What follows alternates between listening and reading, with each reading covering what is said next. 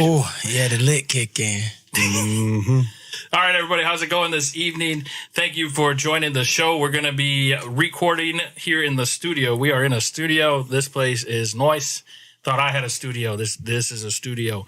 Appreciate Marcus hooking it up with getting us in the studio here. We're coming to you from Dubuque, Iowa. That's where it goes down, man. Marcus is like, yeah, man, you got to come all the way to Dubuque if we're going to sit down. So here we are. This is Marcus. You guys probably remember Philip Scott. He's the gentleman in the middle here. Shout out to the Glass House. Man. Well, let's have Philip introduce Marcus. How about that?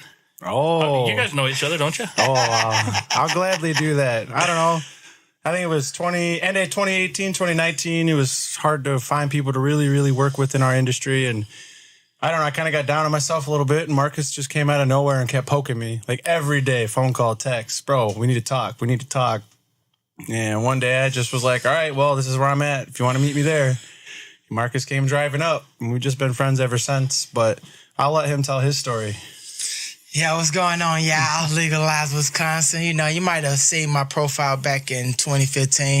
100 pounds out there in Ettrick, you know, that part. So when we're talking about the actual cultivation of cannabis, you know, like I consider myself a pioneer.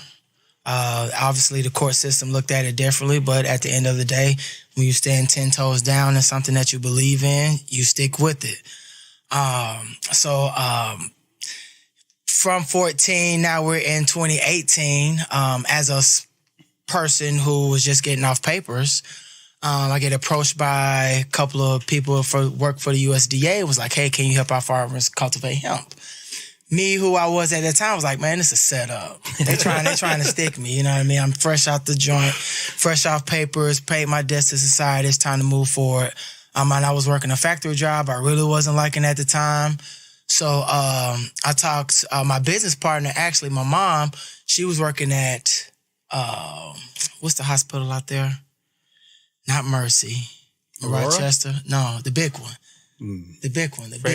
No, the one in Minnesota. Mayo. Mayo Clinic. Yes, I'm sorry. So, and at that time, Mayo Clinic actually had a cannabis expo out there. So I attended the expo, actually realized it's people out here dealing quote unquote weed.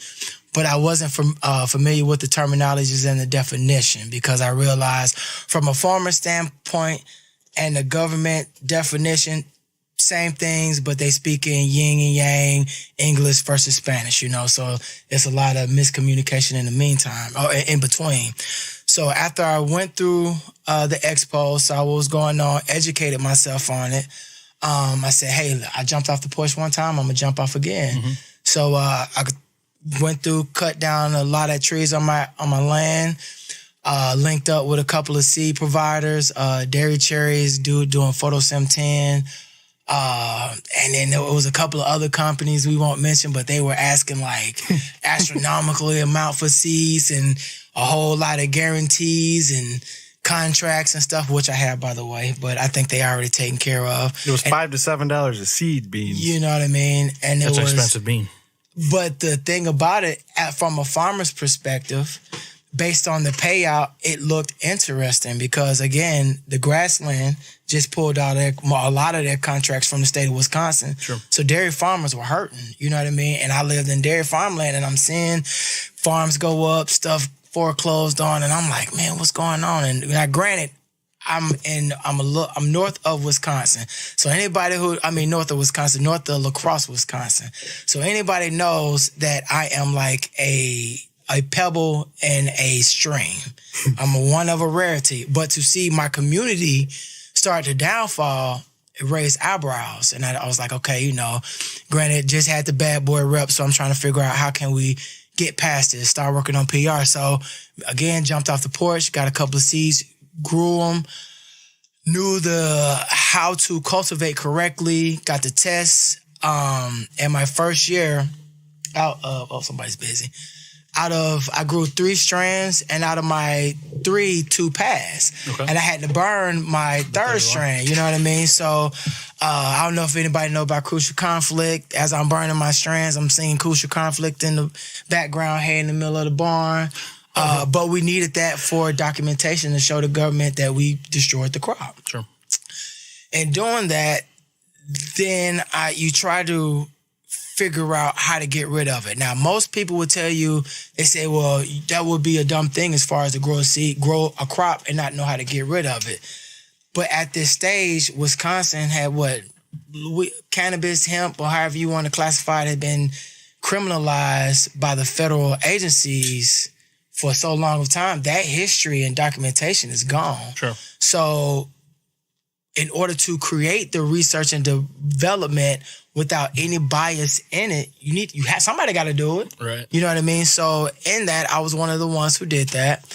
And I start calling around and figure out what's the next result. Okay, I got this crop, you know what I mean? I can kind of do little things with it from back in the day. I know you can cook it down, make edibles, things of that nature. So that's what we had to do. Sure.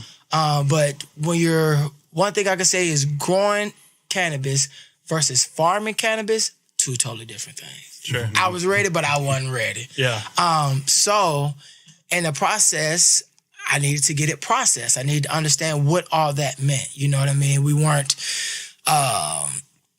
making BHO. So we want to figure out how to do it on a major, massive level.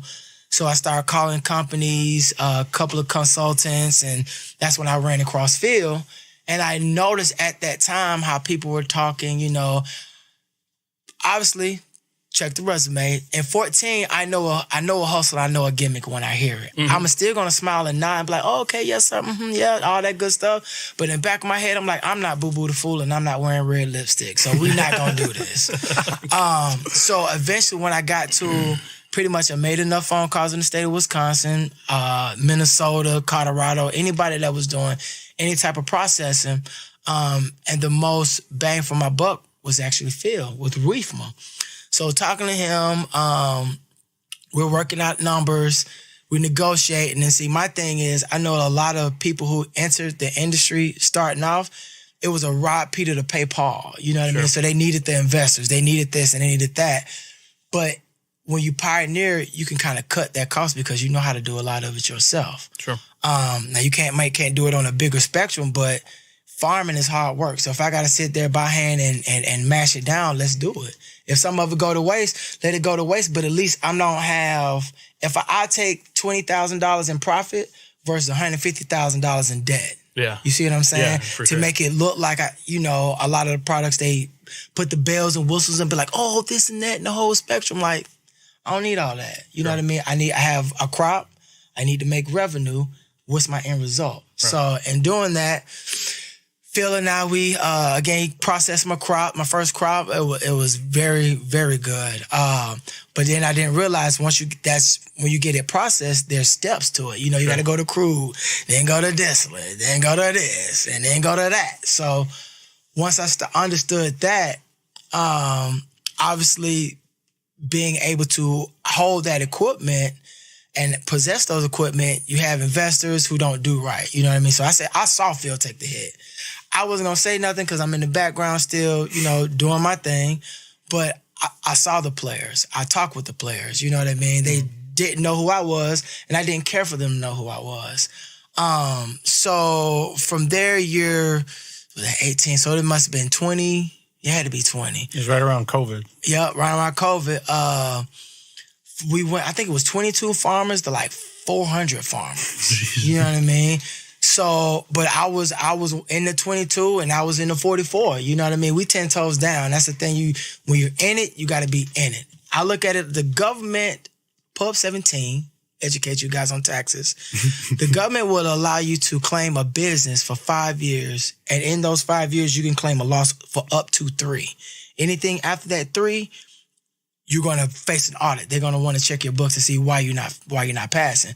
So if I have to do that financially, why would I do that with hard work? Why would I not do that with the land that I own? Why would I not do that? Put that work in, So in putting that work in, came up with my second crop. Now we got way more than the first. Again, farming and growing totally different. And I realized that. So Phil was doing more tribal work. So then he put me in contact with a processor who could process this load that I have. So I'm like, all right, cool. And in the same token, I think we was harvesting fields about semi-truck loads. Dude, that in 2020, man, I tell you what, it was a wild, wild game. It went from no growers in 18 to 2020, all these growers.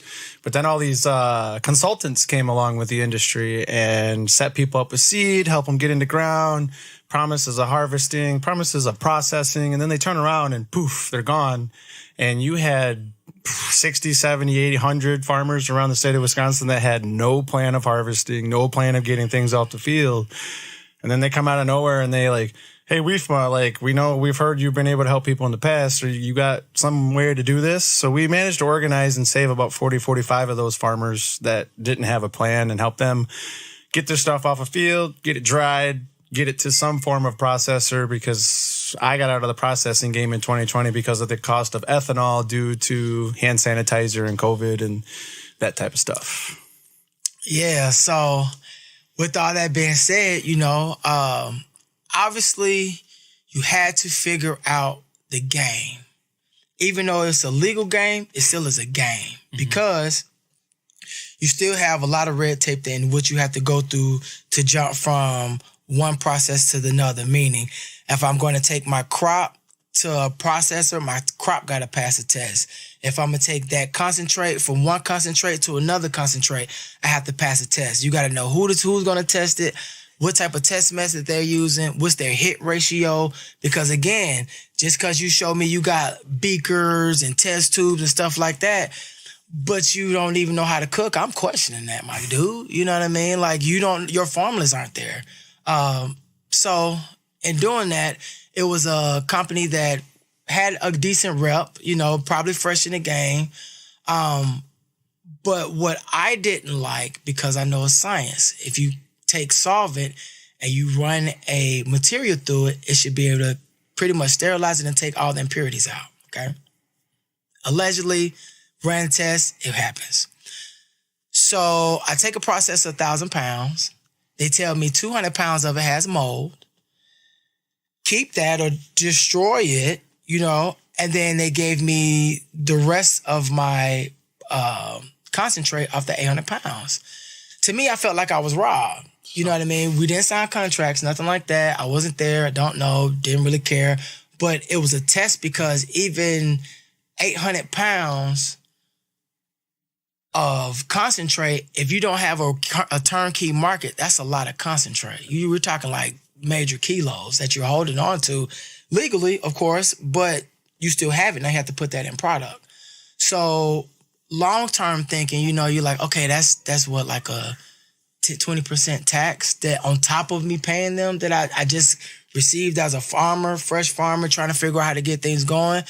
I wasn't satisfied, bro. You robbed me, that's a problem. Sure. But professionally talking, working on PR, understanding it is a game,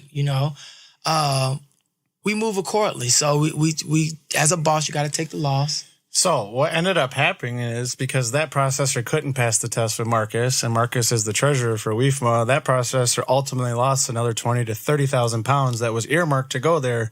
But because you can't pass the test and treat our farmers appropriately, why we want to do business with you?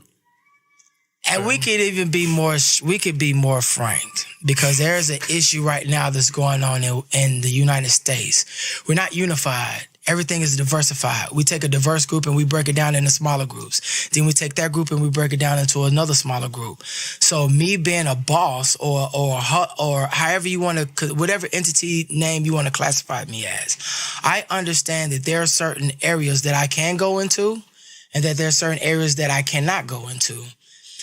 As a good unified group, we're going to test those limits to see if you can do business with an entity as a whole. So how we looked at it, ethnicity, small guy, history record, let's see how they treat this individual. And if they treat this individual poorly, then we bring that PR back and say, hey, this was going on. We're not saying that you don't have to go and mess with this company, but this is what you could potentially face. Sure. You know what I mean? And anybody who is a grower, a true farmer grower with successful rates, had experience prior to this whole 2018. it's science. You know what I mean? You can't say that. Think about it. The education system. We got a kid from a freshman to a senior. It takes 4 years to learn a certain thing. Okay, you can't cram that. You can't even cram AP classes into a couple of semesters. So same thing with the industry, because it is all science. It's science and math. So in order to get ahead and to understand who we're dealing with, you have to know these certain things before you decide to really go big, and then you take real major losses, and then you'd be like some companies going bankrupt, owners in jail, least bad PR, just not good, not branding. You know what I mean? As a company and then as a state, because as a state right now, we're all we have, no matter your ethnicity, your background, or anything. Wisconsin was the number 2 hemp production in the world. And now we struggling for crumbs. And we behind everybody. How do we get behind Iowa? Shout out to Iowa. You know what I mean? And I'm in Dubuque, so I understand the hustle that Iowa has. But Wisconsin, come on, bro. We've been we've met, shook hands with politicians. We've sat there and had conversations with most politicians, Republicans and Democrats. We sat there with, I can't think of what the senator name that had cancer. But anyway, a Republican senator, state senator that had cancer, we had a conversation with her. And with that, the bill that was trying to be passed for the medical side didn't include anything from her. And it was kind of like a slap in the face. Like you could tell it was all big business right there. How you going to take a whole state of Wisconsin and say out of that whole state, we only going to have 5 dispensaries? Do you know what that does to farmers? Let me tell you. If you don't play good, the way that the state is set up right now, if you don't have connections with those 5 dispensaries, you can grow hemp all day and you still going to be sitting on it. You can grow weed all day, you still going to be sitting on it.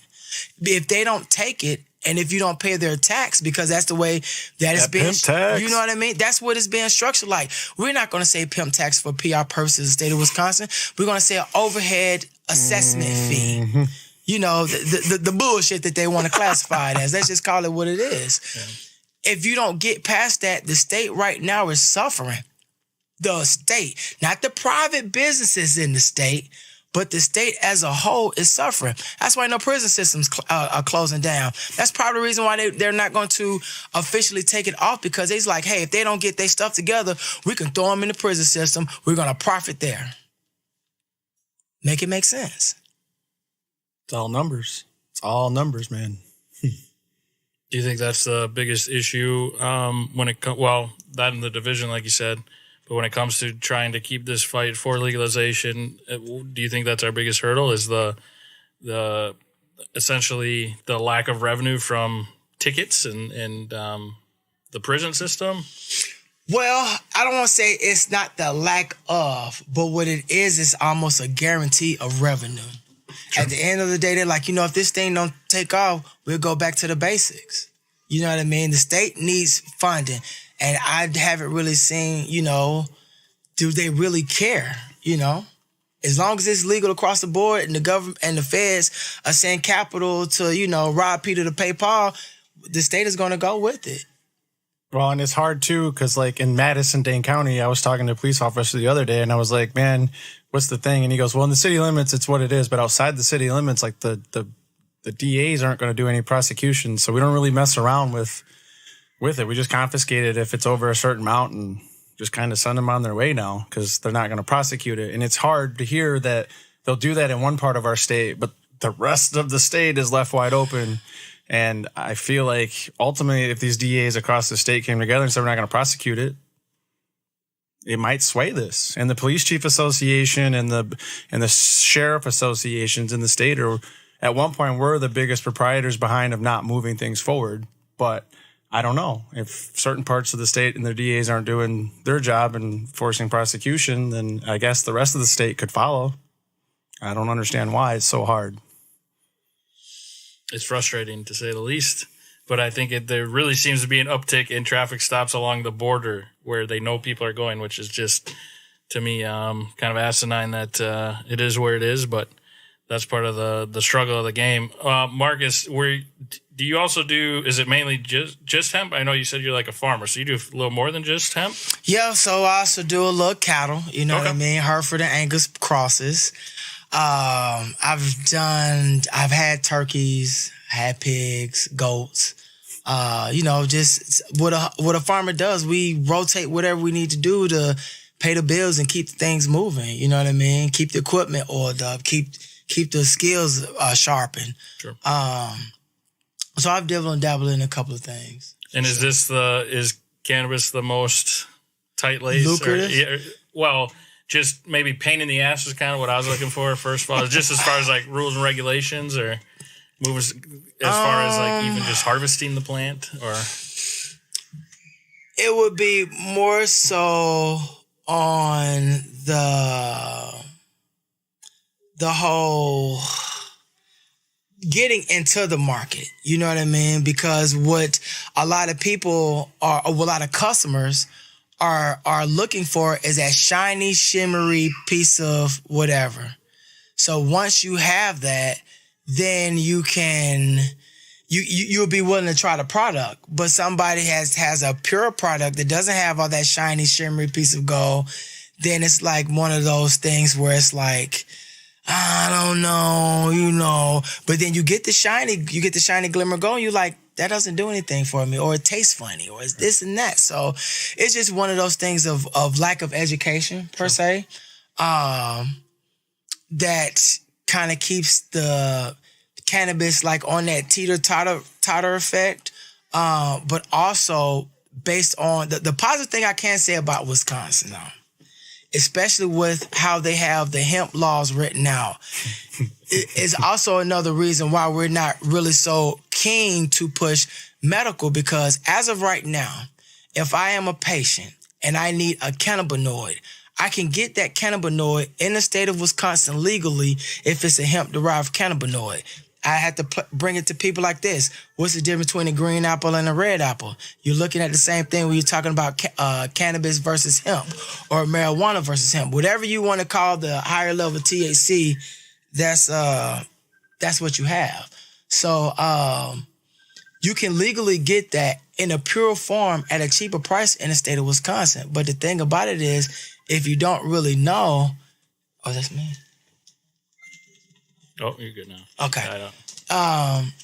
If you don't know that, then you're on a teeter-totter effect. But as a farmer, I'm like, okay, well, at least I know that. So I at least can still kind of keep my feet above water.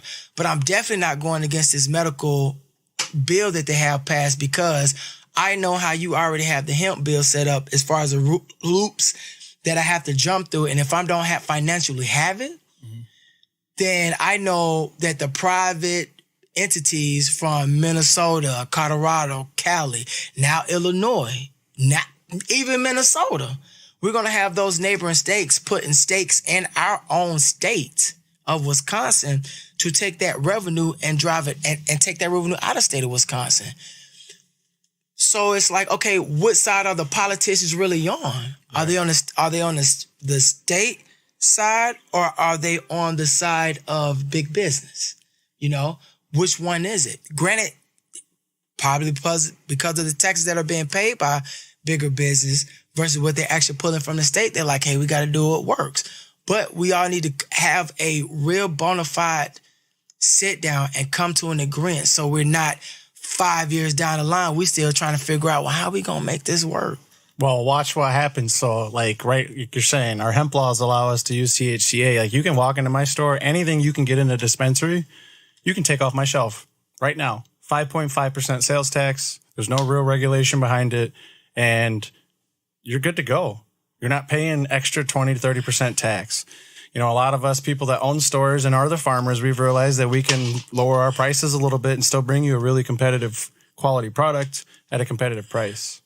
So it's very interesting where that goes. And it's going to be interesting to see all these places from out of the state that don't have a registered Wisconsin address or have been here for 5 or 10 years. And we do move forward with full rec. What's going to happen to those people? Because they won't be grandfathered in and their investment's already here from out of state, but they won't be able to legally operate in a full rec type of situation. if they add this 5 to 10 year social equity piece, True. all of these out of state investors that come in and think they've monopolized our state have to go. Unfortunately. Yeah. They really did a doozy with trying to, I don't know, I swear it's just like, I don't know if it's, even you see it on the federal level though, like, why is everything that involves cannabis gotta be so not just cut and dry? It's never just, hey, we need to figure this out. So they do a little session, boom, it's good to go. It seems like it's just mess after mess after, why? Well, we got to fix that after we put it into law.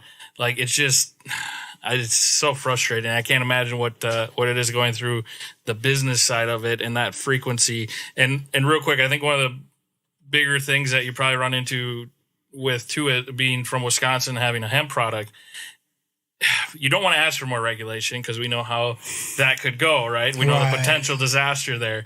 But isn't one of the tougher parts of your job also when you're talking education, that one of the unfortunate things with no regulation is there's just a lot of bad products out there? Because I know, like, it's just like this, like you guys say, there is good product in Wisconsin, but it's finding that. And I feel like there's a lot of people that get a bad taste, and every gas station has got it up for sale, that kind of stuff. So I'm guessing that's another thing that you run into too. Is, well, that don't work for me. Well, where'd you get your stuff from? Right. And then you have to even think about it. Do the math, people. If I'm going to, was it point 3? So when you compare that to for the people who medicated back in the day to our 70s, 80s, you know what I'm talking about. Y'all know who I'm talking to. That's like not even a quarter of a Philly or Swisher. So if you're running through Swishers back to back or Tops back to back, even on every weekend, and you pop one edible and you're expecting something, you lack education. And that's not a shot. That's not a hit. That's not that's nothing going negative towards that individual. But you didn't do the research. Like that won't even tickle you. It might make you feel a little woozy, but you're not going to feel anything. One, and then when you look at what concentrate did they make, did they put in there? Where did they even get the concentrate from? Did they grow the plant to create the concentrate, or did they just buy the concentrate? It's so much brown. It's so much room for error that, again, it is hard for people to be like, hey, I want to go try that. But again, if it's not shiny and it don't and it don't look good, it don't come in that packaging that's pretty much you're paying for is packaging and a lot of things, especially gas station. It's like one of those things back in the day until Quick Trip came around. It's like, why would you go get dinner at a gas station? You know what I mean? Unless it's like, and I, being a farmer, I understand the country gas stations, you go in there and get you a nice little slop down dinner. You know what I mean? But it's grandma from down the road who's cooking it, you know what I mean, in her kitchen that's apart to the gas station. It's not like microwave food that came off a Cisco truck. They throw it in the microwave, wrap it up in aluminum foil, and throw it on the heat rack. Right. A lot of the products that are on those shelves are those microwave sandwiches that come off the heat rack. Right. So what do you expect it to do? I don't know nothing about them chicken gizzards and fried okra. None of that, bro. No, chicken gizzards. No. Any kind of gizzard. No. My mom does this thing at Thanksgiving real quick.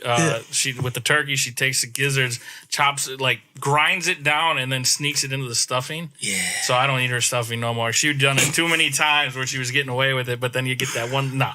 Like when you think about a machine that just grinds up food and that's what you're eating, nah. I'm sorry, guys. We gotta end it at that. Gizzards. No gizzards are promoted by Let's Legalize Wisconsin. We don't roll like that. So yeah, I think it's just a super and like when I was in the industry, the hemp industry, and I never thought I would be in it either. But then getting to try products that worked, I was like, okay, I can do this. But God, it's just like, what's your biggest? What can we keep doing in your opinion? What can Wisconsin do to take that next step to actually, like, again, I feel like we don't have to look at it as a terrible thing that we're this late to the game as a state. Let's look at some of the bills. Let's talk to some people in some legal states and say, hey, how did that work out for you? Like, legit, it shouldn't be that big of a thing. Like, let's get the data. Let's figure this out. But what can we actually, in your opinion, what can we do to start that next step of, no, this is a serious thing. Like, the people want it. And that's what we're trying to do, is just get the voice of the people together.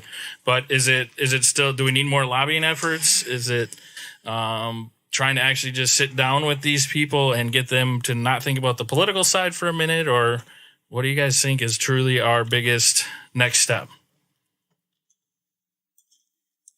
Clean the swamp, like Trump was saying. Clean the swamp. You know, I'm thinking as you asking that question, I'm like, should I really go there, or should I like kind of teeter-totter around it? Clean it. And the only reason why I say clean it is because right now, even though we have these states that are legalized next to us, the market, there's still a market. And you know there's a market because Wisconsin is crossing different bridges to get the product. They're not all crossing the same bridge. So that tells me your shops aren't supplying what they want. You know what I mean? Maybe it's convenience. Maybe it's like, yeah, but it's not what the consumers want. If it was, like I say, everybody be crossing the same bridge. Sure. So once you clean it, figure out exactly who is going to be in charge, because you're going to have some type of committee or something, like an actual committee, not have the finance committee speak on it or have this committee speak on it. No, because we've done that. We've been doing that, and it ain't working. It's not working. It will never work. You can't take a numbers person and put them in the farm.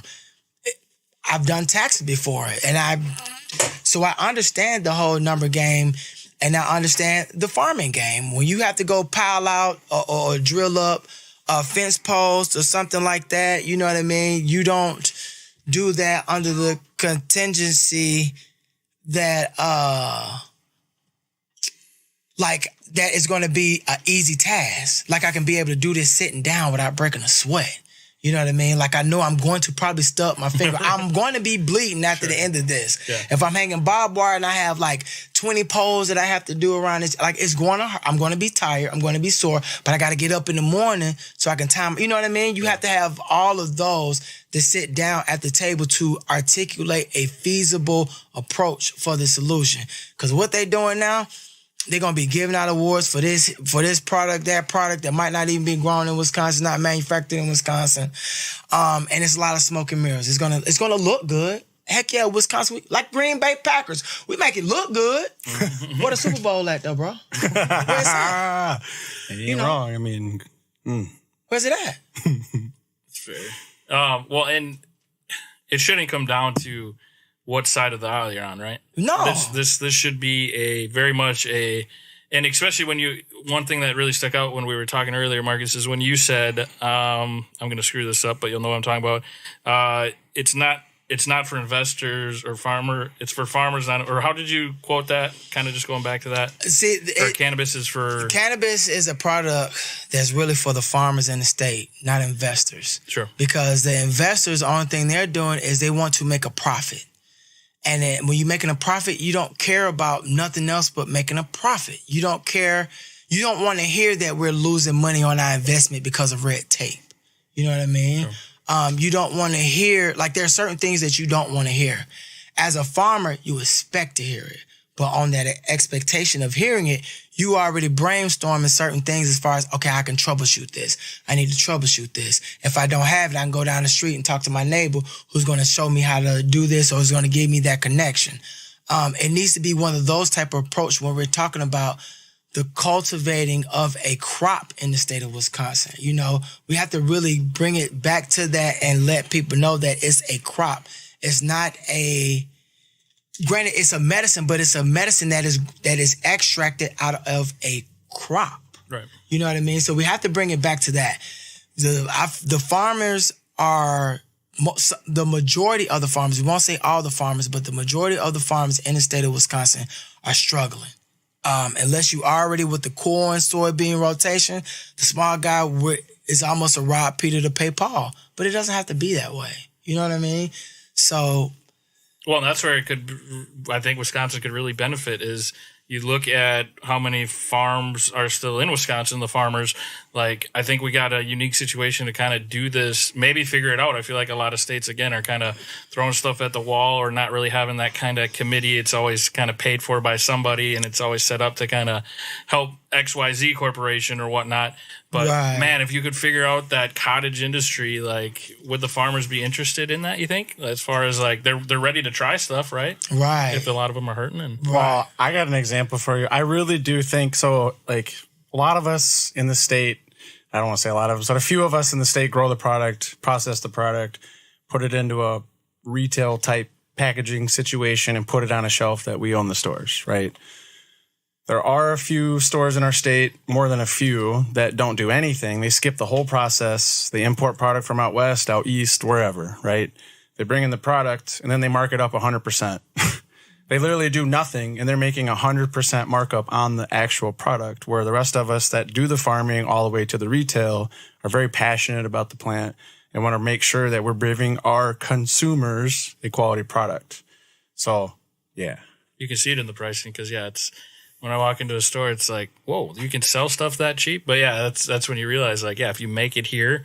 But I think, like you guys said, that's the biggest struggle is there's just – I feel like, well, like you were saying, Marcus, you got to know the people to make this thing take off. You don't just feel like there's a lot of people that kind of got into it thinking they could just get some quick money grab, quick whatever. But like, it's a struggle. You got to know who can process, who, especially like you doing it from seed to shelf. Like, that's just a lot of fucking work, man. It is. It is. It's not, and it's not it's so much work. It can't be a quick, rich a get rich quick scheme. Sure. So, and I know the most of farming, how it works is before you even grow something or get the livestock, it's already, you want to have it already sold. You know what I mean? So when a lot of farmers, like I said, did that the first year, they were thinking like, hey, well, somebody's going to want it, and it's like, it wasn't there. So as even farmers, we're starting to be innovative, you know what I mean? And when I say innovative, I'm not talking about the GPS that have your tractors doing some other things, you know what I mean? That's not innovative. That's the same thing. You're just using technology to make your job easier, not innovative. Innovative as far as generating extra revenue, different types of revenue, different streams of revenue. How do you do that? What does that look like? That's the major question. That's a big question. Because even I know with a lot of the UW system, agriculture was a big thing, starting to dwindle down. People don't want to farm no more. People don't want that headache. They don't want that stress. They don't want that bill. And that's probably because they were doing the same thing, expecting different results. It's the definition of insanity. So we have to figure out different ways to get to that end result. How do we do that? You know what I mean? And each individual farmer has to ask themselves, like, I don't ask that question to be like, oh, yeah, I'm trying to get you guys to go. Like, no, that's for your household to figure out, hey, let's literally look into something different. Let's switch breeds. Let's not do GMO. Let's do GMO. You know what I mean? You have to figure out what works for you. Oh, that makes sense. What's your favorite strain? Of hemp? Yeah. That NEA Dairy Cherry, duh, grows all purpley, big buddy, good count, good seed production, durable. We've taken it across 4 states already. It's doing numbers as far as when it comes passing the test. The extraction is good, the colors are good, the terps are good. What did you have? Gold to it?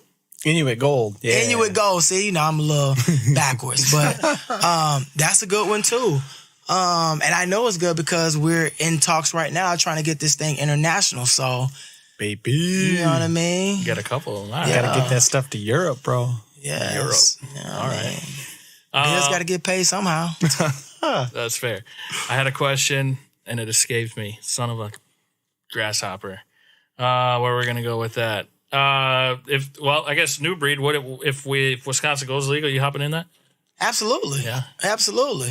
We're technically almost already in it because as we met with a couple of officials, they congratulated me on my exemption. You know what I mean? So again, doing your homework. Right. You have to understand what it really is a game.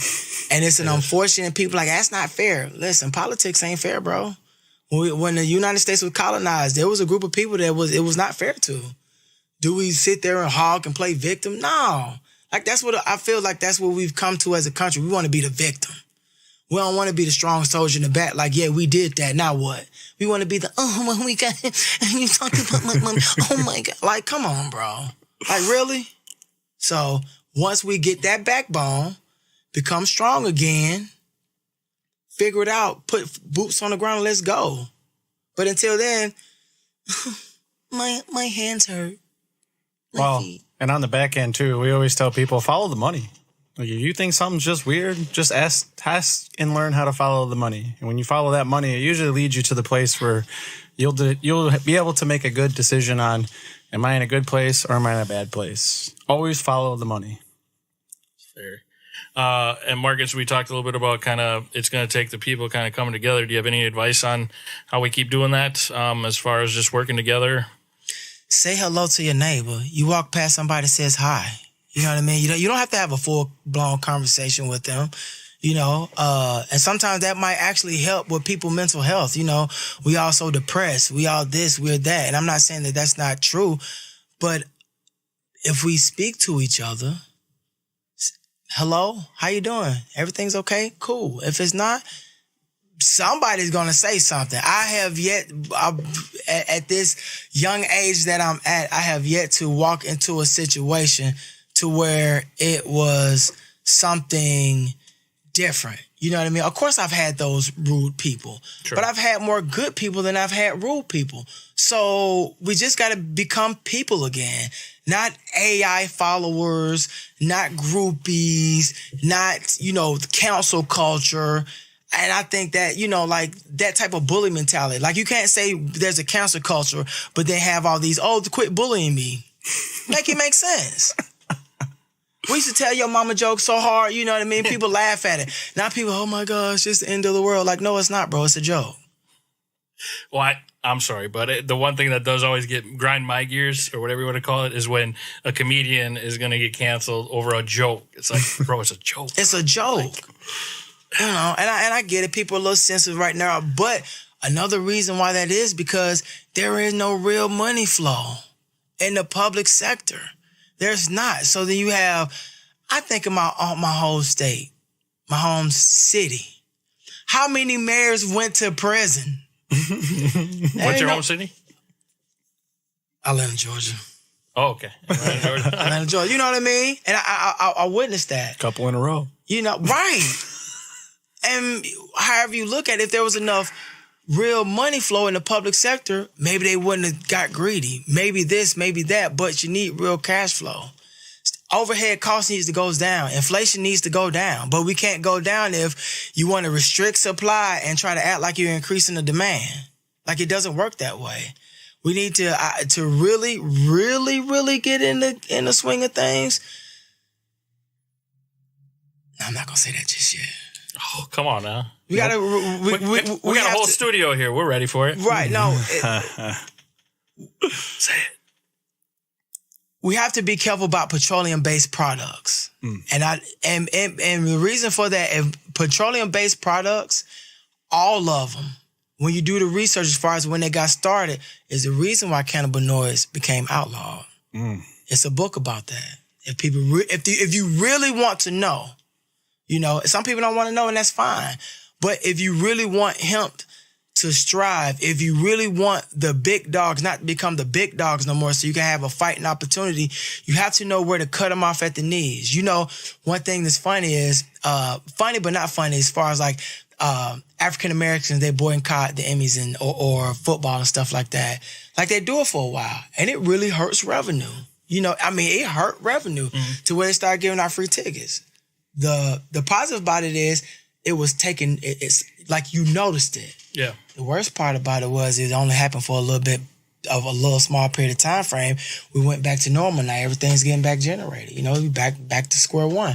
So nothing really happened with those movements. You know what I mean? Sure. We got to commit to it. So, and I'm not saying that all petroleum-based products are bad, but I do know that when you look at when cannabis and hemp was outlawed, look at all the products and everything that came out and that can't, that was being brought to market at that time.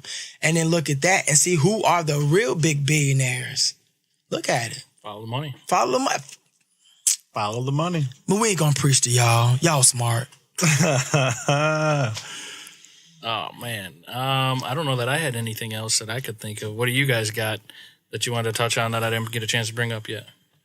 Man, I don't know. I'm just watching this stuff at the federal level and seeing where this next farm bill is going to go. I think some of our legislatures in our state might be waiting to see what's in that farm bill before they make that final decision, on how they want to move forward on cannabis. Because at the federal level, if they're not going to legalize it and push stuff through and stuff like that, well, then all they have to lean on is this farm bill. And that farm bill, once it's signed, it'll be good for 5 to 7 years again and give some clear guidance then to our legislative council when they make those kind of recommendations and things like that. So I don't know.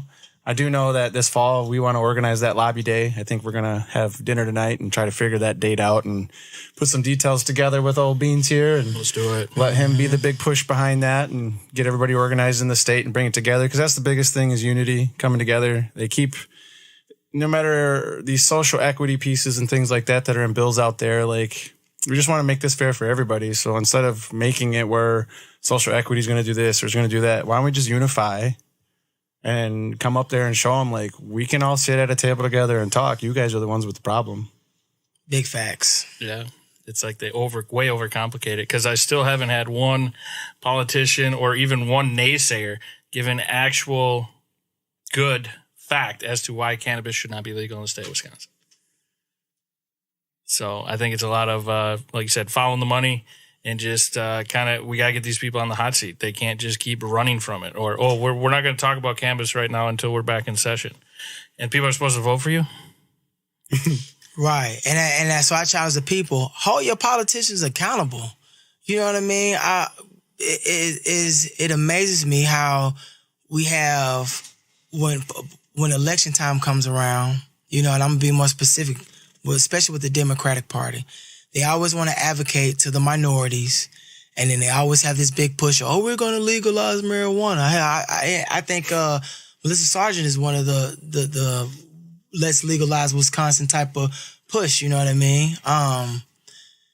And I know she stands 10 toes down on it. Where she's at right now, I'm not really for sure because I've had to switch focus and switch gears on that. But I do know, at least on the Democratic side, they've been preach for a while. And yet, we've been over 20 years of them preaching that ain't nothing happened. So why are we going to still let them sell us that same fake Movado? That Movado ain't, it ticks. It shouldn't tick. It's a smooth roll. So when you see those type of things, we need to hold that accountable. By meaning, you don't get evoked at next season. Nope, don't come here. Nope, you pay the fee to come speak to us. Not we pay you. Why are we paying you to come push your message? Why are people even so small-minded to even think, okay, yeah, we're going to pay you? Probably because they're trying to yummy you over so you can maybe pass something that's going to help them. But at the end of the day, as a state, if we unify and we held our leaders accountable, we probably could clean the swamp ourselves. Ron Johnson made a great statement. Great statement. Oh, now, I'm not going to tell him that one about the legitimate mamas, but we met with him with a nonprofit group to sit down and actually see where he stood on certain issues. Cannabis wasn't one of them. Paid time leave off and child care. That man has some pretty strong words to say about child care. But one thing that I did like what he said was the people got to start relying on the government to fix their problems. Because when you rely on the government to fix your problems, not only are they fixing your problems, but they're going to fix their problems first. And if they're going to use whatever's going on as a resource to fix their problems, it gets fixed first. Now, this came out of his mouth, and I respected him for that because he ain't lying. He didn't tell us no smoke and mirrors. He wasn't like, oh, yeah, we're going to do that. He was like, no. As a state, as a small business owner, which he was, he said, in order to fix the problem, you got to fix it yourself. And stop relying on the aid. And that's what we did with hemp. We knew they were going to do something. They were going to move something forward. So we went up there and made a bunch of noise, and they had to listen to us. bunch of noise. And you're making a whole bunch of noise with this Let's Legalize Wisconsin. And they're watching. Right. I mean, I joke all the time. I text Marcus, I'll text Beans. I'll be like, bro, have you been getting these fake Facebook people and all these Instagram people? It's like, we know you're undercover cops and stuff. Just leave us alone. Right. We left the hemp bill so open-ended for a reason so nobody could actually interpret it. That was my next question that I had thought of. Do you think they know what the hemp industry, like the quality products that you're able to get in Wisconsin, do you think the majority of politicians know? No. And they probably don't care because they're probably getting paid on the back end from somebody. I can attest to the fact that they don't, because when I did that on purpose when I'd bring in the THCA pre-rolls and the Delta-9 gummies and stuff, and when I'd lay them out and be like, I don't think you guys, well, yeah, but it's just hemp, right? It's like, oh. Yeah, it's technically hemp. So, well, and it's only going to make it more interesting at the federal level in the next farm bill. I don't think we're going to get the 1%, but it sounds like we're going to get the 0.8%. Okay. I don't know why they're pushing against that extra 0.2. Just give us the 1%. It makes life way easier on math. But I also think that's another stump by the federal government to stump the processors and make sure they make a good quality product. So it's just interesting. It's a whole lot of hoopla, man. Well, I look forward to the day that it's a much more welcomed commodity, and again, especially in Wisconsin, there's such an opportunity to do it the right way. And if anyone else has any ideas or anything else, like, we're just trying to do that. And I appreciate the insight and, sharing some of the struggles you've been through to get to even to the point that you guys are at.